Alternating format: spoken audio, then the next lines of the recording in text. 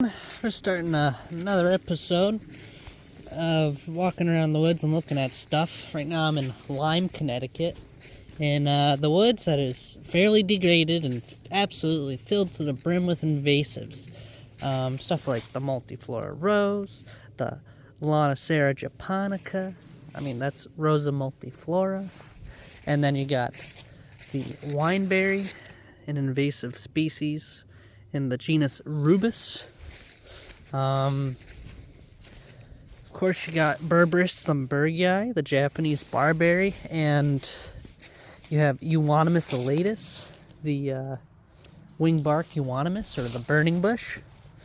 Well, look at that. You got garlic mustard, invasive Aralia, petiola, Alaria petiola. Another terrible invasive, spring bloomer, white flowers, mustard family. We got Celestris orbicalis over there, the bittersweet climbing the trees. So it's pretty shit. It ain't too good, I reckon I'd tell you. I'll let you know when I see something cool or interesting that's not just, pure invasive, as far as the eye can see. And that's how it is, especially along rich areas surrounded by farmland. Because the farmlands, they'll take care of the field, but whatever's growing on the hedgerow ends up invading the forest. Look at the size of these barberries. And the barberries, they just suck to go through.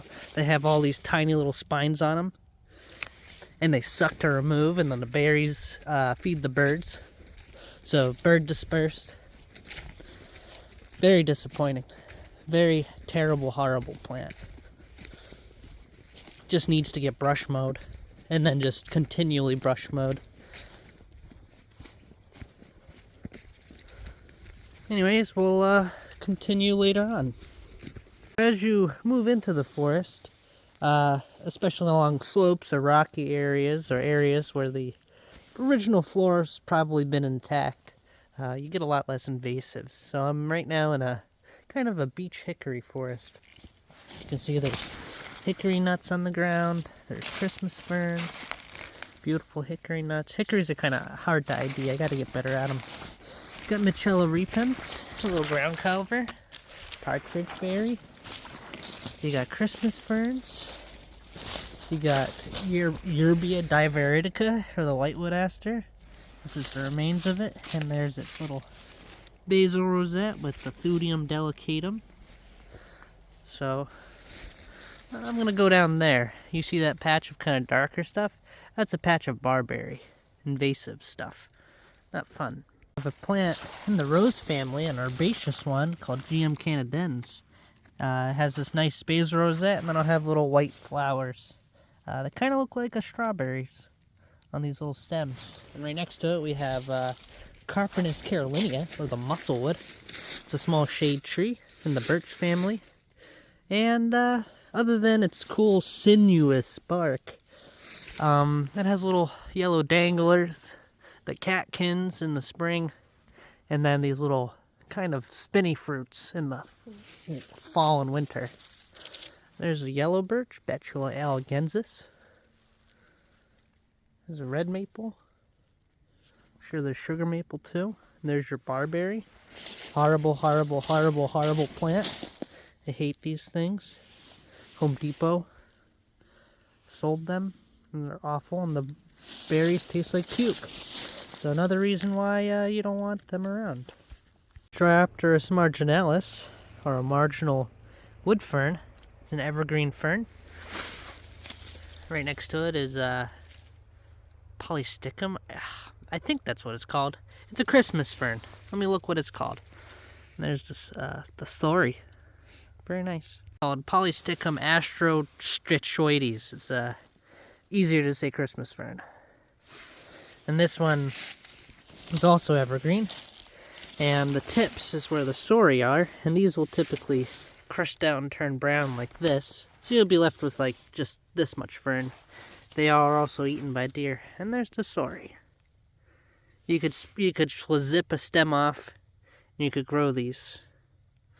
And just do a little bit of this, and now you have all the sori, and then you can just find yourself an opening Not the easiest thing to do in this area. But you always just go over here, go to this little fern thing, undo it a little bit, sprinkle the sorry in, and then they'll germinate. Or they'll do whatever they do. Here's Hedwigia ciliata, or the Hedwig ciliate moss. I just call it Hedwigia. You won't really find it growing on rocks.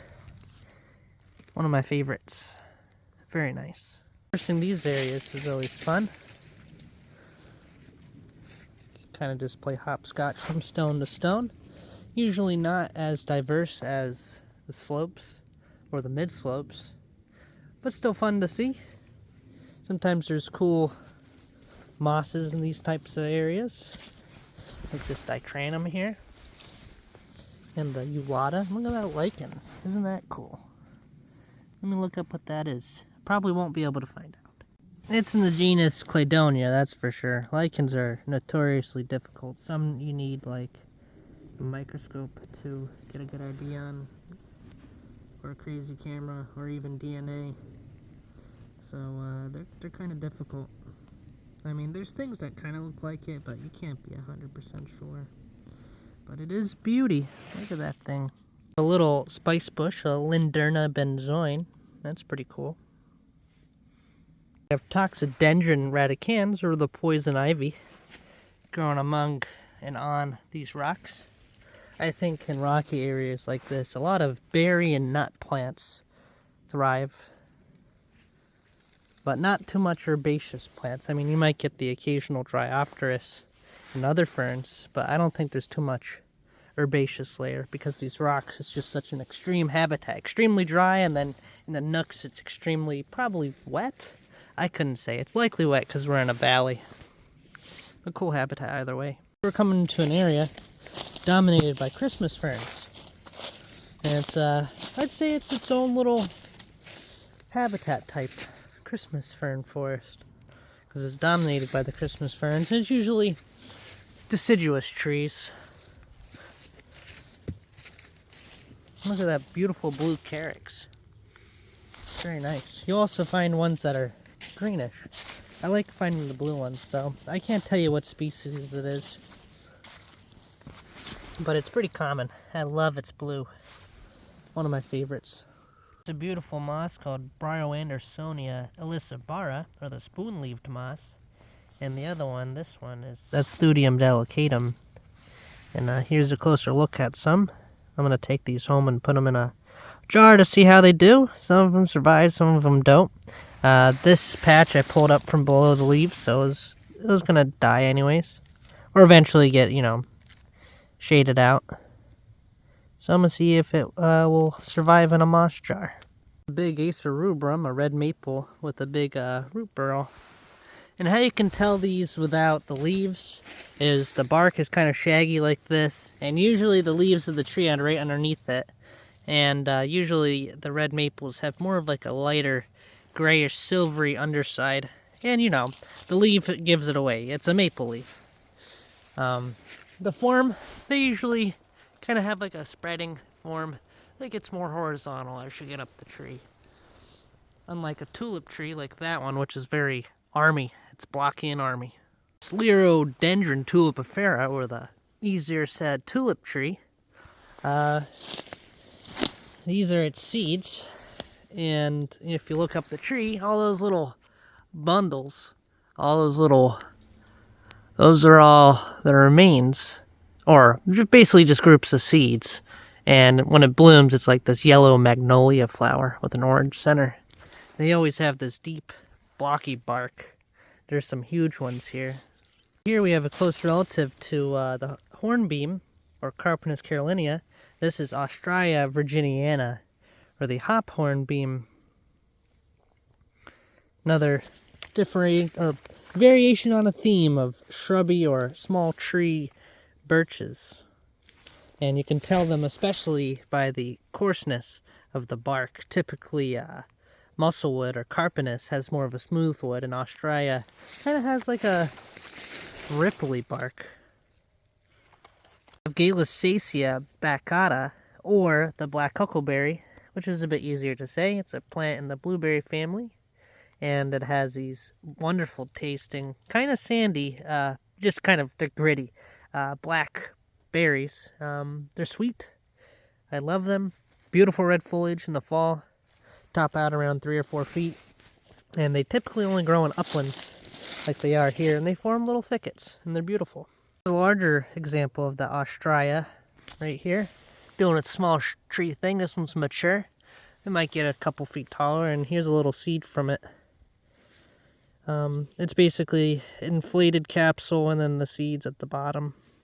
And when they blow around, they're really light, and they can go a distance, you know, being all the way up in a tree. And I like their kind of shaggy, peely bark. Here we have polytrichum, or a pine cap moss. They're kind of hard to ID the species. Kind of need a microscope for that. And you got to count like the cells in the cell wall, which is nuts. One day I'll do that. Show you all the mosses right here. This is dicranum, polytrichum. This kind of smooth one, this is leucobirum. And then we have Thudium delictatum, all grown on the slope, this little rocky, tiny little baby cliff. Also with it is Michella repens with its red berry, with its 2 holes. So this used to be 2 flowers that form 1 berry, which is just so cool. We have varieties of carex. That's what these little grassy things are. Carex are kind of difficult to ID without the fruit or the little seed thing. More polytrichum along this cliff edge. Dicranums. So cool. I love moss. Haven't seen much hypnum or calicladium. It's all Thudium here.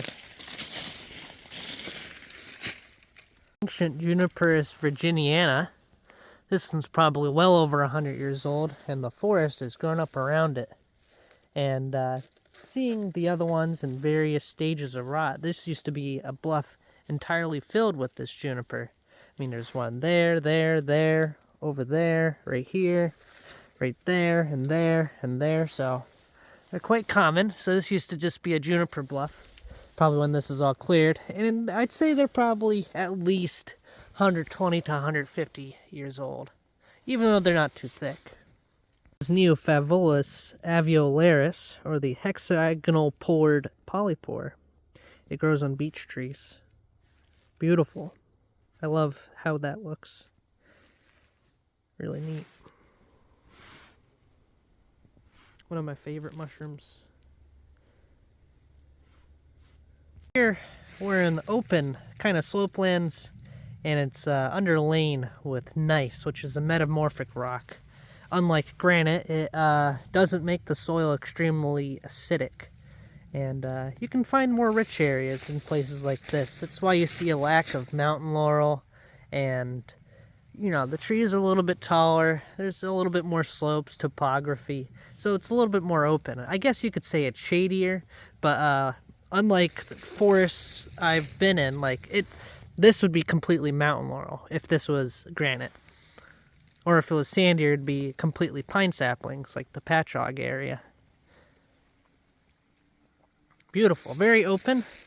They can and tend to be more diverse than the mountain laurel thickets. Look, right here we have Epiphagus. This is beech drops. It's a parasitic plant on beaches.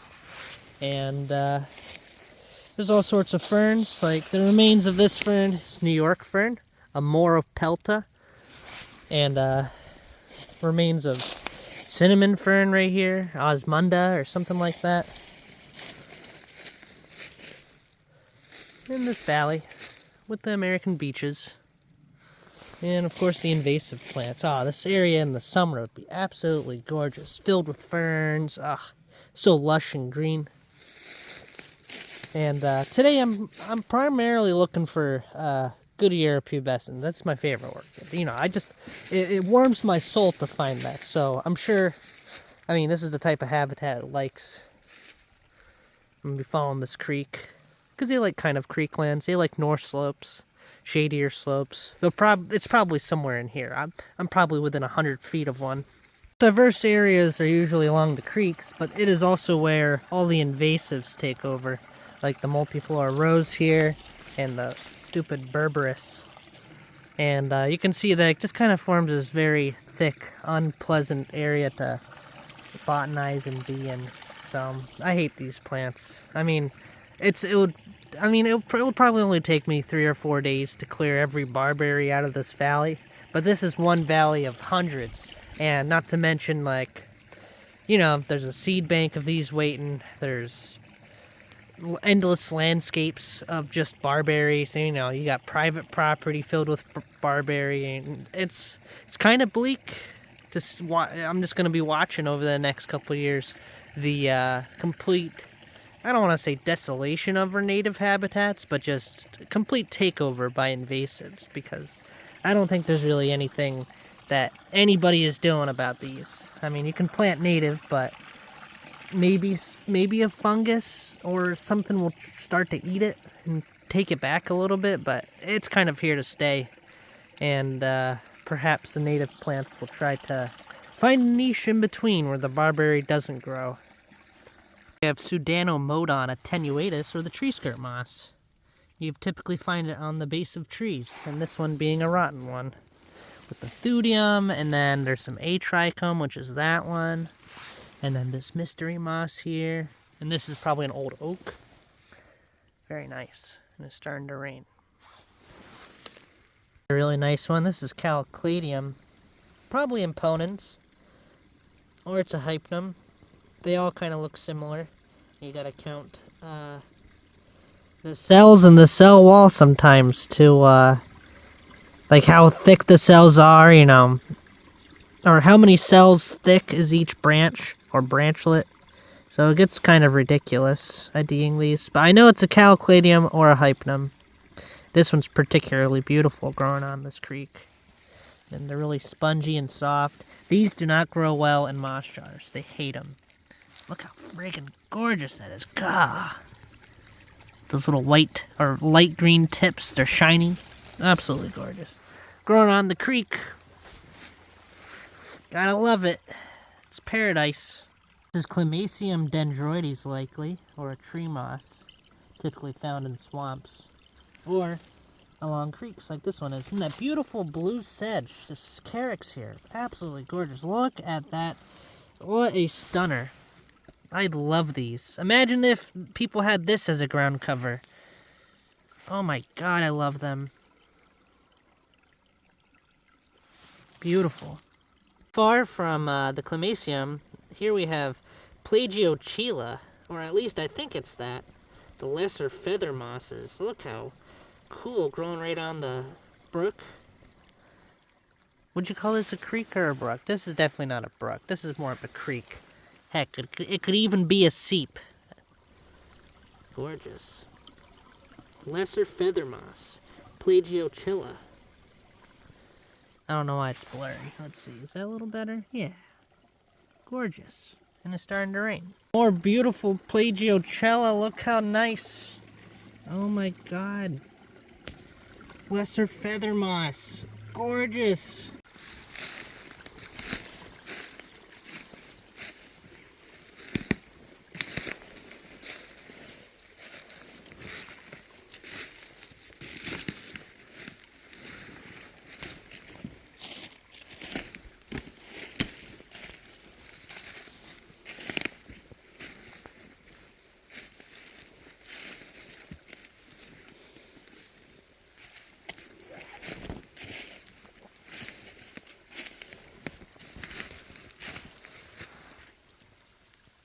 Can't have a New England forest without Pyrola americana. This one growing in the seep, or the flooded remain. Or basically, we had a big floody rainstorm a few weeks ago. 5 inches of rain, so the water pushed all the leaves out of here, exposing this Pyrola. It's beautiful red underside. You know, that rain really dug it out right here. And there's your seed pods, the capsules with the dust-like seeds that need fungi mycorrhiza to grow. Little ground cover. Very nice. In the blueberry family, these will be kind of like this greenish yellow-white in early summer. I think June or July. Find it. Goodyear pubescens. Growing in the open forest, a little orchid. One of my favorites. Growing on the north slope in thin soil. Or not thin soil, but with low amounts of leaf matter, low duff, but organically rich. We got very nice with their dust-like seeds. One of my absolute favorites. Look at that. Look at the foliage. That basil rosette. Absolutely gorgeous. Now we're heading into a pretty rich lowland, and it might get a little swampy, so I'll see how it goes. Here's that little bowl or valley I was going through. All the rocks there. That kind of marks where the creek is. Ooh, look at that beautiful calicladium. Beautiful. Very nice. And the thudium. Rhizominium punctatum, or the dotted-leaved moss. I think that's what it's called. Let me check. Dotted thyme-leaved moss. Rhizominium punctatum. Pretty cool. This one doesn't transplant well, but it is a pretty one.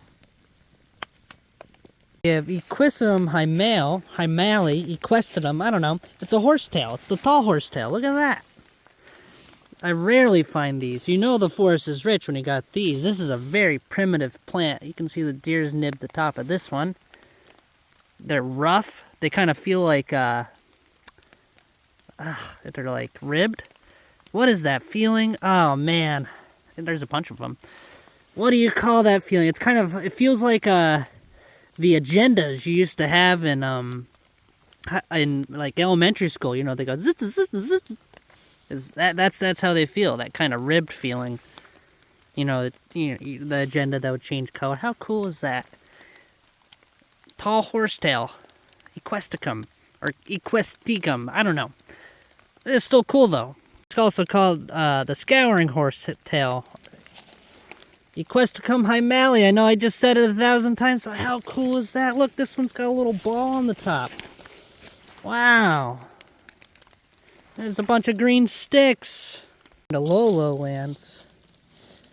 Pretty much purely an organic layer filled with sphagnum. Cinnamon ferns, carex. Look at that beautiful sphagnum. Absolutely gorgeous. And then here's the creek that I was hiking along earlier. Kind of sandy. Probably freshly flushed out from our recent heavy rains. Today is the opposite. It's light rain. Move past these beaches, go over a boulder, and see what's over here. More of that horsetail. It's coming from right underneath the boulder. How cool. We have Equisetum hymale, equestidum, I don't know. It's a horsetail. It's the tall horsetail. Look at that. I rarely find these. You know the forest is rich when you got these. This is a very primitive plant. You can see the deer's nib the top of this one.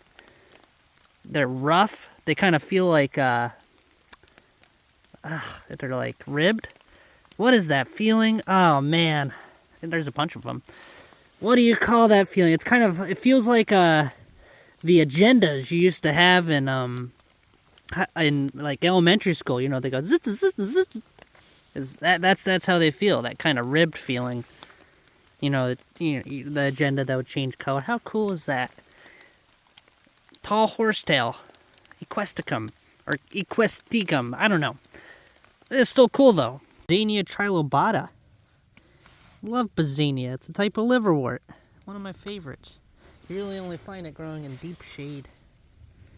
Gorgeous. This wet area we have Chrysosplenium americanum, or golden saxifrage. That'll have little tiny flowers with brick red anthers in the early spring. And then we have Anoclea sensibilis, which are these little things sticking up here and there. These are the fertile fronds. I don't want to get my boots wet, but this is what they look like. Little fertile fronds. And then the adult ferns, you know, I'll show you in the summer when they come around. They look like this, but not dead and decayed. We have a nubby of skunk cabbage, or Symplocarpus phaeotitus. You know what it is. Symplocarpus phaeotitus, skunk cabbage, little nubby. This will be its little flower in the spring. And then its leaves. A caudex, you know. the spathe and spadix. Moss in the genus Minium, maybe Minium hornum. Pretty common. Find it in wet areas. There's a liverwort. It's probably a Scapania. This is an open forb swamp filled with herbaceous plants and forbs and likely orchids, and I find them to be a lot more fun to hike in the summer because there's everything's growing. You have a higher chance of finding cool orchids. Whereas in the winter you might find the remains, but usually it's, look at that, is that a snail shell? Look how cool is that? It's a little snail shell. Neat. Here we have a grass in the genus Cinna. It's a wetland / swampland grass. It's pretty common. I don't know the exact species. One day I will. Very cool. Cinna.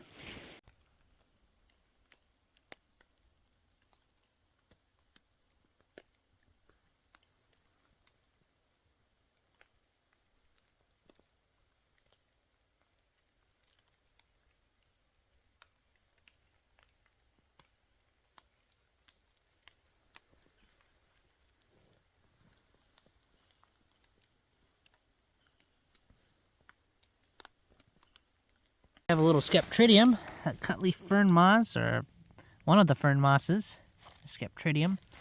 It's at least I know what it is. That's the genus in it. It's a Sceptridium. Pretty rare. I have Vilex verticillata, or the winterberry holly, in this now shrubby wetland with the yellow birch and the red maple. Let's see what else we got. Mostly just yellow birch and red maple, and then that's a hemlock right there.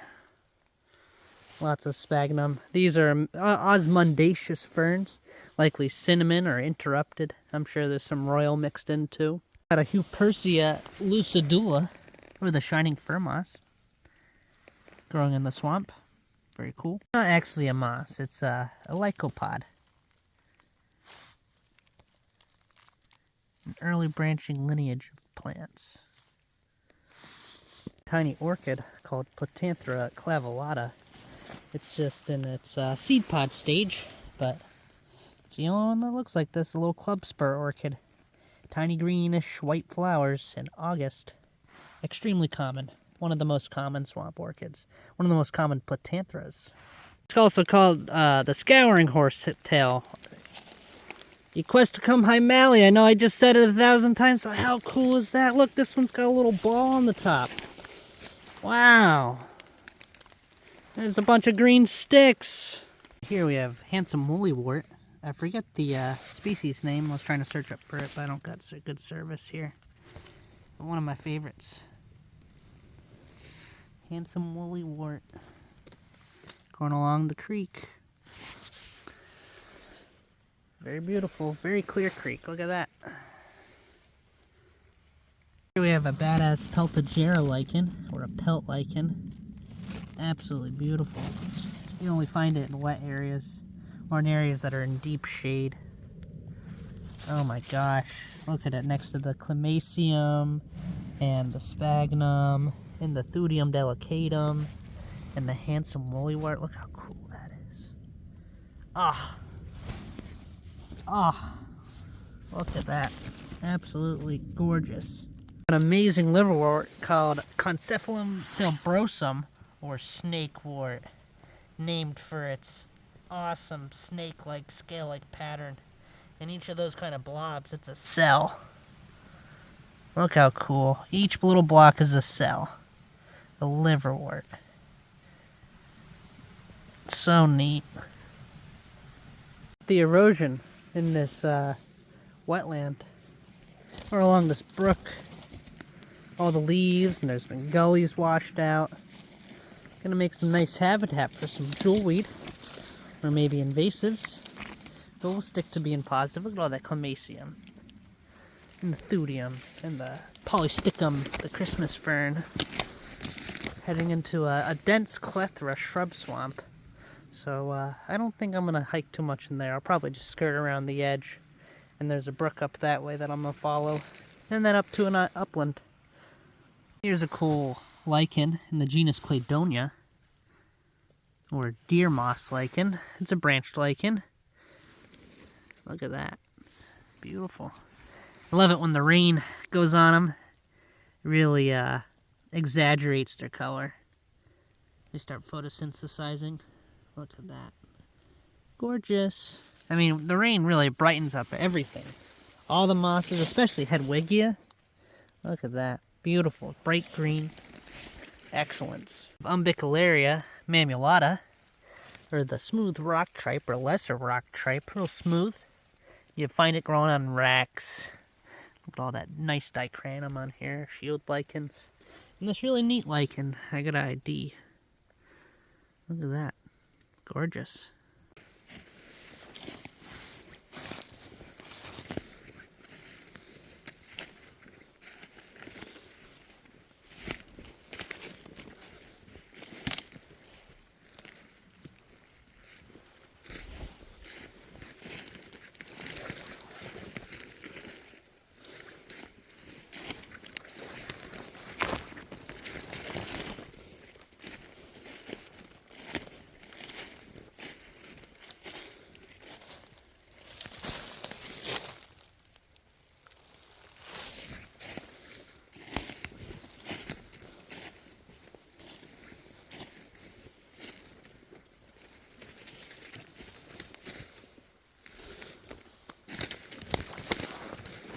We got open floodplain habitat that's relatively open. You know, there's less maple trees.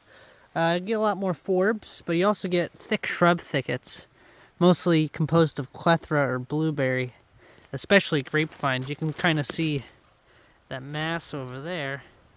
That's all clethra or winterberry mixed with grapevine. So it's kind of fun to hike through, especially in the summer, because they're highly diverse. I mean, right there, that's a royal fern. You see that? You can barely see that, but it's a royal fern. Trust me. Get tons of sedges, carex. That plant right there, this dead thing, right here, it's a Bomeria, a false nettle. There's some Onoclea. That's what those little black sticky uppy things are. Those guys, right there. We get some swamp aster right there, Symphytrichum. So these areas are super diverse, but not extremely fun to go through in the winter. Mostly because you see the most when you're in the spring or summer. Hell, even the fall is nice to explore these. Look, there's an epilobium right there. I'm gonna take a picture of that one. The crystals in this rock, in this boulder. Beautiful, look at that. Mixture of quartz, probably some plagiocase, mixed in with this hornblende and gneiss. You know, I don't know, I'm just reading it off the rock app. It could be completely false, because this could be a glacial boulder brought in by the glaciers from hundreds or thousands of miles away. Who knows? But look at the crystals. Oh my gosh. What a cool rack. Look, there's some more right there. Probably from the same one, same boulder. Beautiful.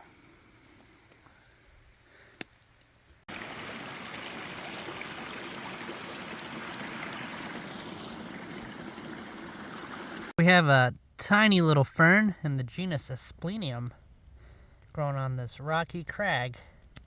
We're at the bottom of this rocky crag. Little ledge habitat. This is where you typically find them here in New England, but you can also find them in the uplands on pieces of rock. Oh, look at that. It's another hexagonal polypore. This one's bright orange. Look at that. That's pretty. That's really nice. Mossy walls in the American beach. Here we have Hericium paniculatum, or the panicled hawkweed, or the Allegheny hawkweed. So it has these little tiny dandelion-like flowers. These are the seeds with the little pappus attached. And then here's a little basil rosette, all fuzzy, growing right out of the rock on the rock wall. Got that beautiful patch of Briar Andersonia, the spoon-leaved moss. Holy crap. Gorgeous. One of my favorites. Look at that. The remains of Myanthemum canadens, or the Canada Mayflower. These little red berries used to be white flowers, and it has this one single green leaf on it. And it's probably the most common spring wildflower. And it blooms for about 3 weeks in May. Little spring ephemeral. Little red berries, bird dispersed. I'm heading into the uplands. And it's getting rockier, drier. You get some more oaks, some more ericaceous plants like the mountain laurels here. But they're not dense like they are in the thin-soiled granite areas of Rhode Island and eastern Connecticut.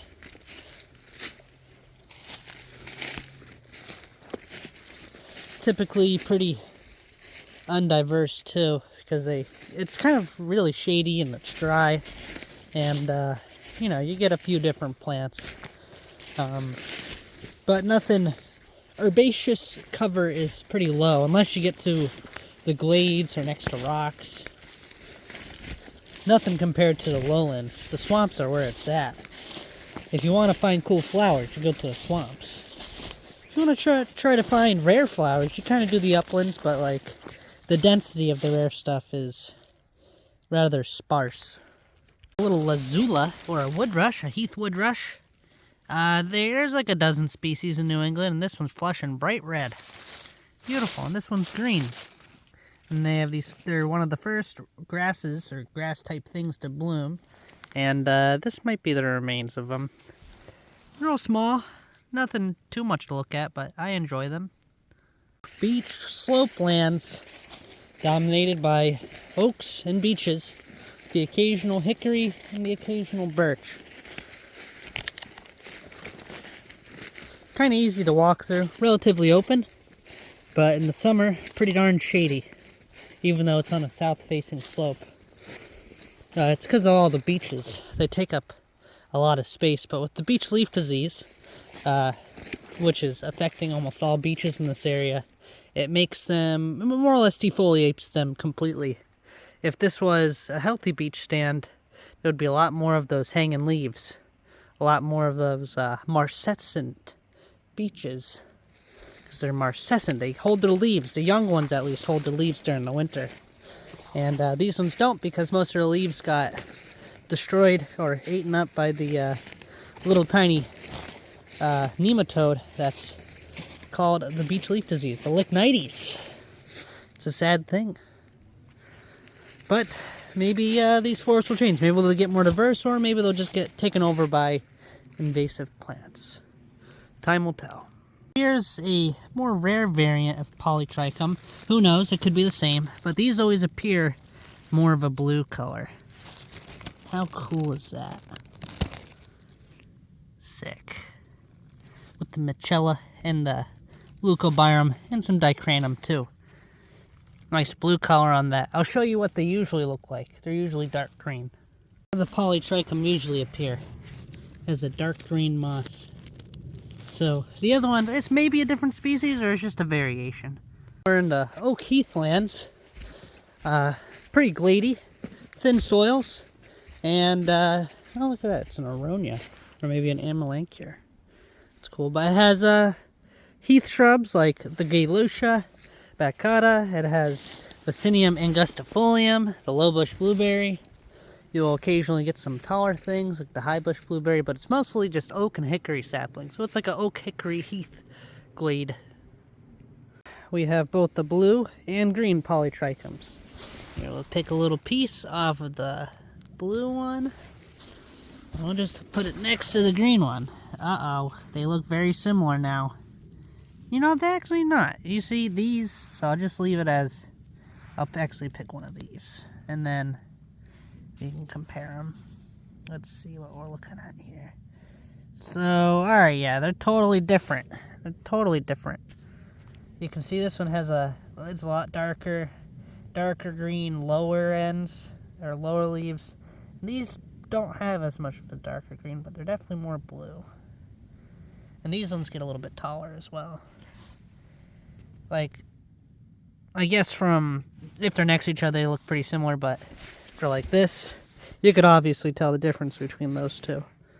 We have Viburnum acerifolium, the maple leaf viburnum, and these are its berries. All these are white, flat flower umbels in the spring, and it's a nice little shrub.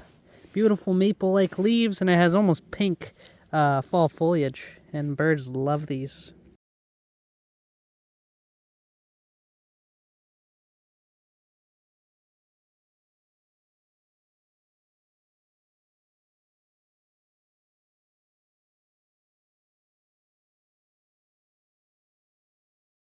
We're in a little tussock swamp with all these little tussock sedges. Probably not the tussock sedge. Actually, it's more of a creek, but not, creek seep. And we got a bunch of Pachyra aurea. These have little yellow dandelion-like flowers in the early spring. Very beautiful. And this grows like a weed in gardens. This is a fantastic native plant. This is a perfect garden plant. One of my favorites.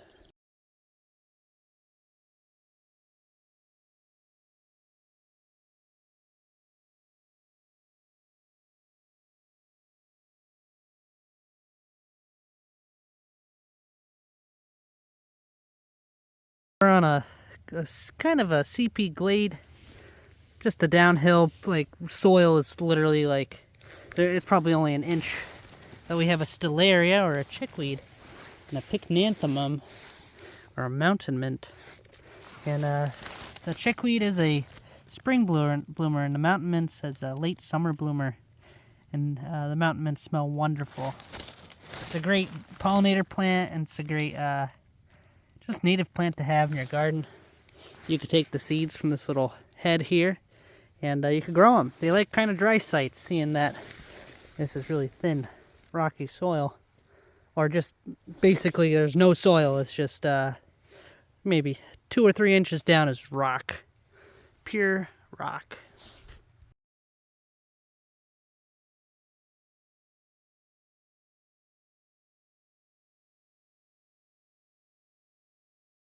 Now I'm heading into the juniper blufflands, or just the juniper rocky highlands. Highlands, more or less. Really thin soil. It's glade-like. Glade is just an area with sparse trees and thin soils and exposed bedrock. Got lots of polytrichum moss and carex. Pretty much been going straight up. Look at that tree. That is a juniper. Juniperus virginiana, Claytonia, the deer moss. And then there's your glade right there. That is a little blue stem glade. A meadow, a relic meadow. That's why I found the mountain mint down there. Right now I'm just kind of stalling. I want to check out this area to see if any capnoides grow. So far, nothing yet. But we'll see what the meadow holds for us. There's a chance it might have some capnoides. So here we're in relictual meadow glade habitat. These types of areas harbor rare species because finding open habitat like this is really rare because most of New England is forested. So it's cool to see. It's really cool to see. And when I turn around, when I get to the top, you're going to see a nice view. We've got dichonthelium grasses here. These are schizachyrium, the little blue stem. You have Juniperus virginiana, the red cedars, polytrichum and claytonium, lichen and moss. Get some oaks trying to take over. So this isn't a natural thing. I mean, at one point it was, but it's been managed. So some trees have been chopped down to pretty much allocate for a view. Because otherwise it would just be kind of blocked by trees, especially during the summer. I can get a little higher. From right here, this should be pretty nice. Oh yeah, look at that. I've been in the mood for views. Look at that. Ain't that something? I reckon I'll tell you it's pretty nice. My way up. Probably 10 more feet, and then maybe the view will be slightly better. Alrighty. That's about as high as I'm willing to go. The beautiful central Connecticut hills and valleys. I would get a little bit higher. Maybe see through that gap, but it splits up here, and juniper's known to be pretty damn strong, but I ain't sending nothing, especially if I'm putting a lot of weight towards the top. thin soils plus top heavy means falling down, and I am not fucking around with that. I would die.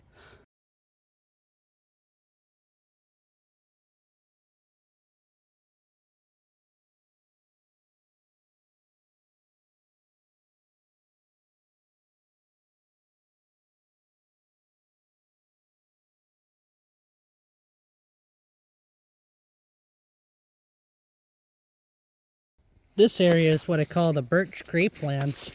All these vines are vitis or grapevines. We have a big Australia, the hop hornbeam, and we also have black birch. But there's a lot of Australia, a lot of grape birchlands. And you'll get a few different understory plants, a mix. They differ from place to place, but the key ingredients are grapes and birch family trees. Oh, here's a great example of the difference in bark texture between the Australia and the Carpinus. Very smooth and sinewy, and kind of rough. Kind of rough, man. But it's beautiful either way. Grape birchlands. Ooh, look at this. Look at this fungus.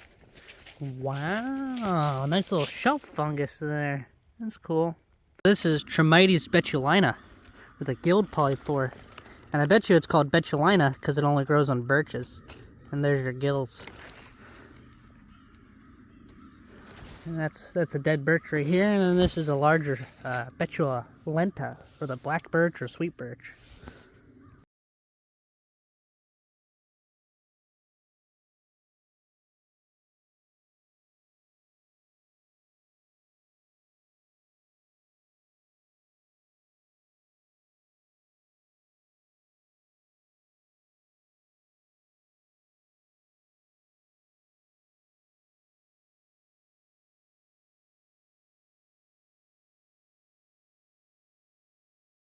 So here we have a species of Antenaria, or the pussy toad. Let's stick with Antenaria. It's in the sunflower family and has little white flowers in spring. But I've never seen it so big before. It's usually a much smaller leaf on them. But you can find them in uplands. Uplands like this. Look at that nice pasture. Pasture tree, probably a white oak or a red oak. Ancient, hundreds of years old, right next to this this juniper bluff. Cool.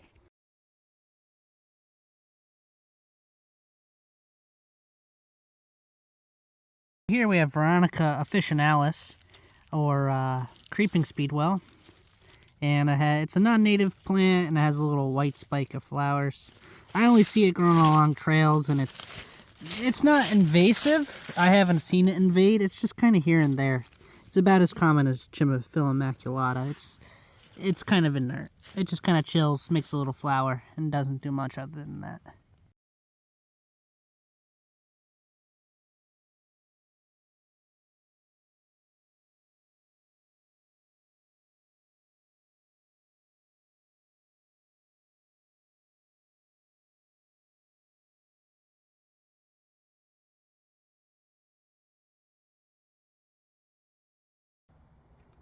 Isn't that nice? Another little angle to look at in this oak upland. A upland of oaks with a shrub or understory dominated by oaks. It's pretty nice. It's pretty nice, gotta say.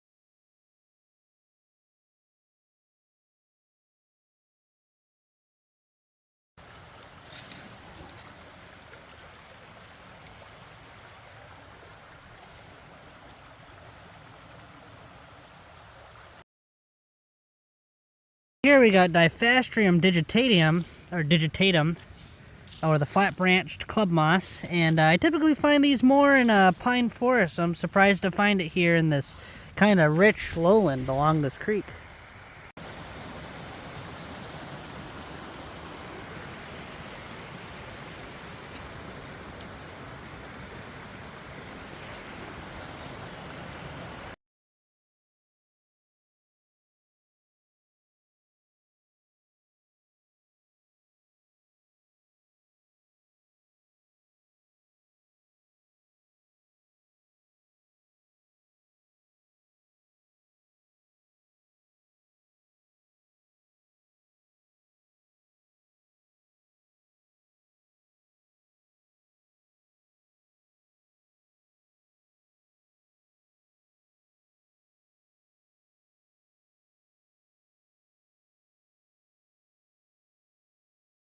This is a plant that loves rich areas. This is Sanguisorba canadensis, or the Canada snake root.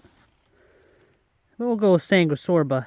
This is common in rich areas, but uncommon elsewhere. And really you only find it growing along the path, or in little open seepy spots. Mostly because these little seeds need bare soil to germinate. And where the bare soil accumulates is along the path. Because, you know, the leaves get brushed off it, people run them over, stuff like that. So there you go. Sanguisorba canadensis.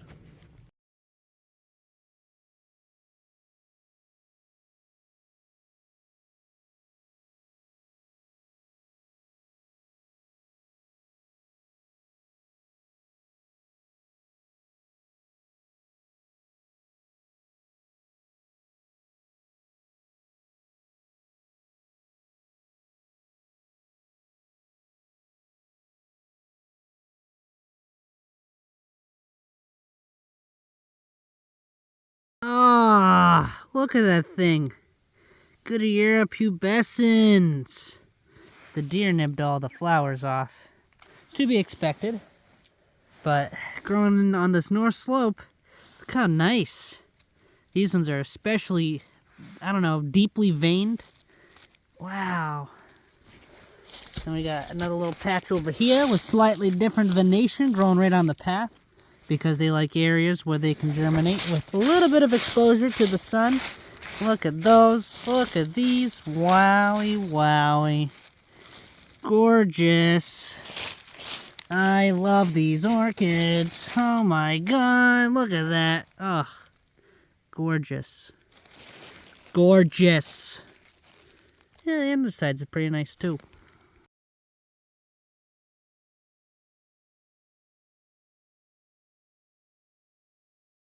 More Goodyeara. Oh my god. Look at that. So during the time lapse of me hiking, you'll notice that I stop every now and then. It's for these puppies. Ah. Oh, I love them so much.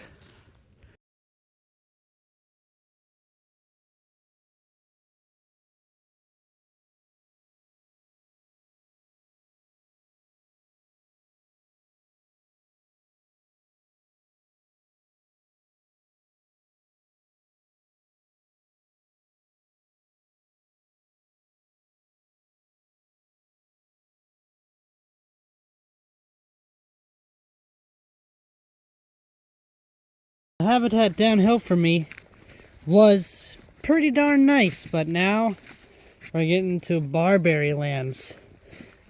Probably 90% of the shrubs in here are invasive Berberis thunbergii. And this is devastating forests. This annihilates biodiversity because they just shade out the ground. Not to mention this is perfect habitat for ticks, because the mice can nest in there, because there's increase in mouse populations because animals have trouble catching mice in these types of shrublands. So the mice grow out of control.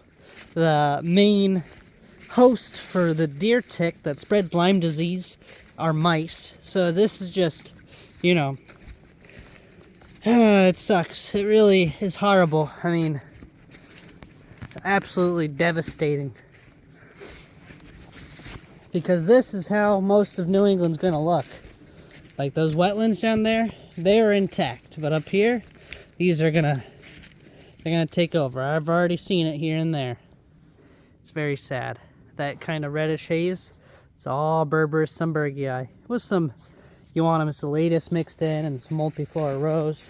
Rosa multiflora, but it is not good habitat. And then as these trees grow older and die, their saplings can't compete with this.